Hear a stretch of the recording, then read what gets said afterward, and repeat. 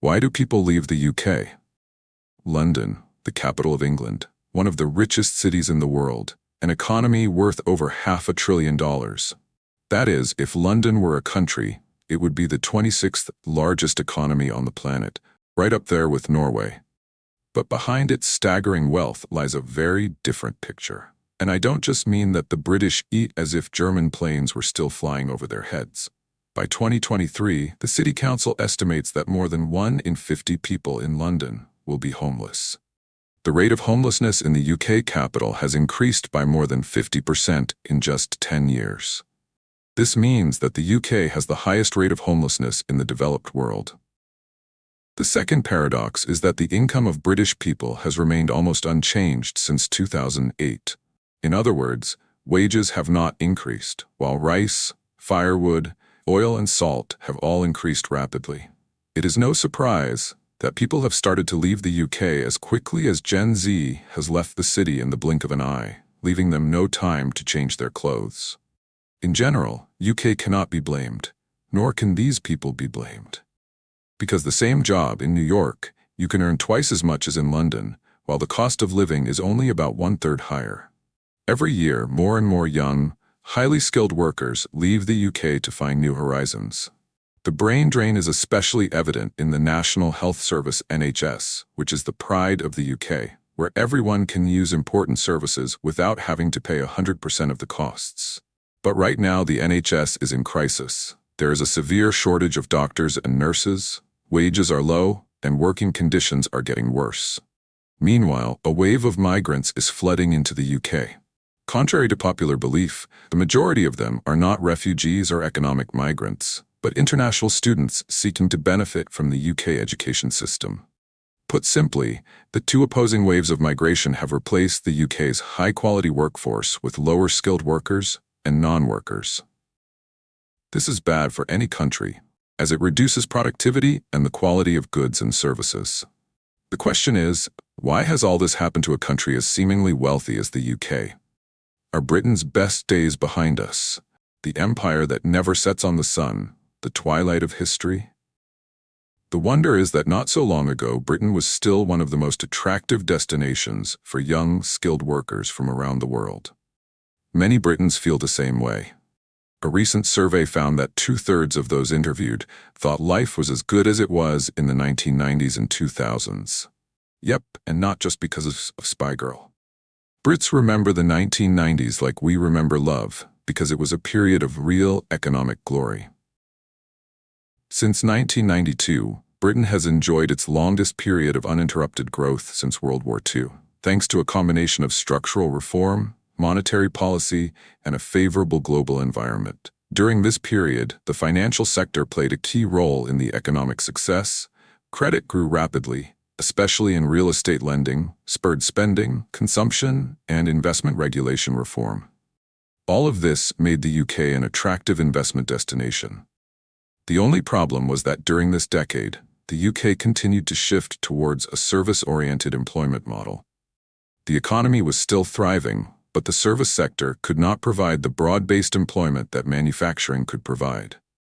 The job losses in heavy industry and mining were concentrated in poorer areas, far from cities like London. And how big a deal would this be? Fast forward to the 2000s.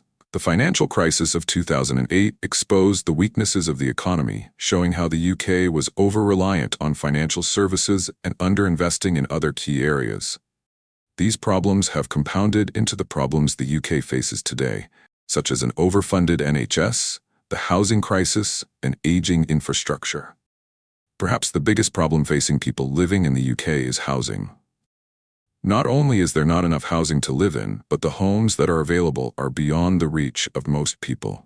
It is almost impossible for first-time buyers to buy a home without a huge income compared to the average or a subsidy from their parent bank. Why is there a housing shortage in the UK? There are factors such as strict planning laws, a lack of government resources, and a preference for other sectors of the economy over housing.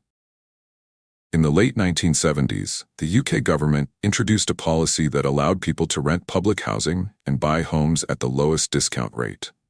At the time, This policy was considered truly progressive because it made the dream of homeownership a reality for many people. However, the downside was that it caused a huge reduction in the supply of social housing. Since then, these houses have not been replaced at a large enough rate. Since the 1970s, the UK's social housing sector has shrunk by around 25%, while the population has continued to grow. As a result, as housing supply has fallen, demand has increased, and affordability has weakened, people have turned to private rental housing. This has naturally pushed up rental prices, as supply has failed to keep up with demand. And what makes things worse is that house prices have continued to outstrip real wages for more than 30 years. As a result, the gap between homeowners and non-homeowners has widened, with the Gini coefficient, a measure of income inequality, rising steadily in the UK. And as inequality has grown, more and more households in the UK have become homeless. Now you know that in the UK there is something called social housing. The number of homeless people living in these homes has doubled, from 48,000 in 2010 to a record 112,000 in 2023. The conditions in these houses are terrible: moldy, insects, animals, and nesting. If you have seen the pop movie Street Cat, you will understand this problem.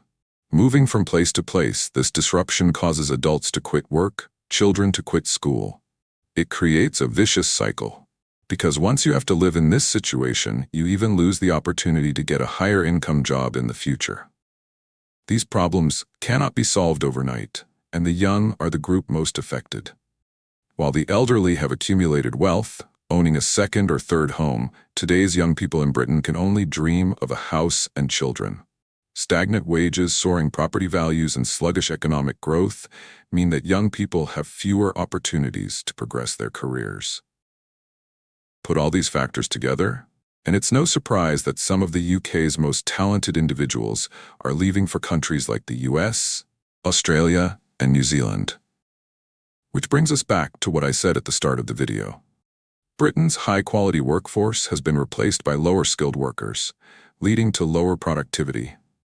To make matters worse, investment in Britain has also plummeted.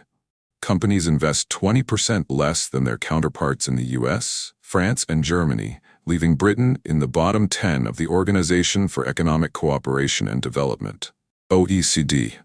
Lack of investment leads to outdated technology and equipment, stifling innovation and skills development. This has a huge impact on the overall performance and innovation capacity of the UK economy. The result is a decline in productivity, and this is most evident in the NHS. A little background: the NHS was founded in 1948, a state-funded health service that is free to use. Over the past 76 years, the NHS has become an important part of British life. However, what many people take for granted has gradually changed. In the past 2 decades, costs have skyrocketed and the quality of treatment and care has declined. Meanwhile, the number of people waiting for NHS care has more than doubled. From 3 million in 2014 to 7.4 million in 2023. Patients treated on the NHS for serious health problems such as heart disease or stroke have lower survival rates than those treated in most other developed countries. In 2014, the UK recorded below-average survival rates for the most serious cases of cancer, such as colon and pancreatic cancer. At first glance, it might seem that the NHS is collapsing due to lack of funding, but that's not the case. In fact, NHS spending has increased by 11% between 2019 and 2023. There has also been a 9% increase in the number of doctors and an 8% increase in the number of nurses. That means more money, more staff, but the NHS is still in crisis. That is because costs have increased more than the money has been put in. Costs are rising due to a number of factors, including an aging population that requires more healthcare, new medical technologies and treatments that are more expensive, and higher drug prices. Meanwhile, people are demanding better quality of care. And healthcare workers are expecting pay rises to offset inflation, which is also factored into operating costs. All of this has left the NHS stretched and is just one example of the lack of infrastructure spending in the UK. Transport and public services are also understaffed and underfunded, leading to inefficiencies and reduced quality of service. New projects are also harder and more expensive to implement than in other countries. One example is the HS2 high-speed rail network, which aims to improve connectivity between the north and south of England. The project was announced in 2009, but construction took 11 years to begin, in 2020.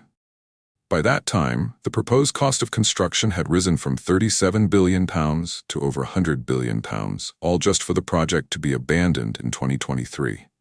And finally, a big event hit the UK at the exact moment that amplified all the troubles, none other than Brexit. Leaving the European Union has hurt the UK, as we have seen. And now, goodbye, and see you again.